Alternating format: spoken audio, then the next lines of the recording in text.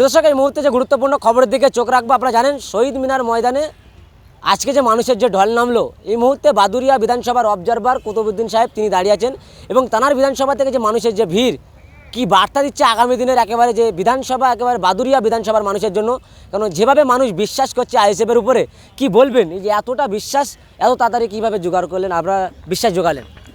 এর নায়ক পীরজাদা আব্বাস সিদ্দিকী এবং এই পীরজাদা নওশাদ সিদ্দিকীর যে কাজ, যে কাম, পীরজাদা নওশাদ সিদ্দিকীর যে আচার ব্যবহার, কথাবার্তা, বর্তমান সময়ে সে হিন্দু, মুসলিম, দলিত, আদিবাসী, খ্রিস্টান প্রত্যেকটা সমাজের প্রত্যেকটা শ্রেণীর, সে গরিব দুঃখী যে যে লেভেলের মানুষ, খেটে খাওয়া মেহনতি মানুষ সকলের কণ্ঠ, ছাত্র যুব থেকে শুরু করে মাদ্রাসা স্টুডেন্ট বলুন আর চাকরিজীবী বলুন, প্রত্যেকের কণ্ঠ হয়ে দাঁড়িয়েছে পীরজাদা নওশাদ সিদ্দিকী।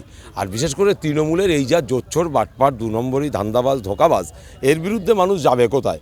অতএব একটা প্ল্যাটফর্ম পেয়েছে জনগণ। আগামী দিন এই প্ল্যাটফর্মেই আরও যারা এখনও উঠতে বাকি আছে তারাও লাইন দিয়ে আছে, খালি ওঠার অপেক্ষা। বাদুরিয়াতে একেবারে যে মানুষের যে ঢল এবং এত উন্নয়ন বলছে শাসক দল, তারপরেও আইএসএফের উপর তো একটা ঝান্ডা কিনতে গেলে চাঁদা তুলে কিনতে হয়, তারপরে এত বিশ্বাস জোগাচ্ছে কীভাবে? মানুষ নওশাদ সিদ্দিকীকে বিশ্বাস করছে, তৃণমূলকে ঘৃণা করছে, তৃণমূলের পায়ের তলা থেকে এমনি মানুষ জনগণ মাটি সরিয়ে দিয়েছে।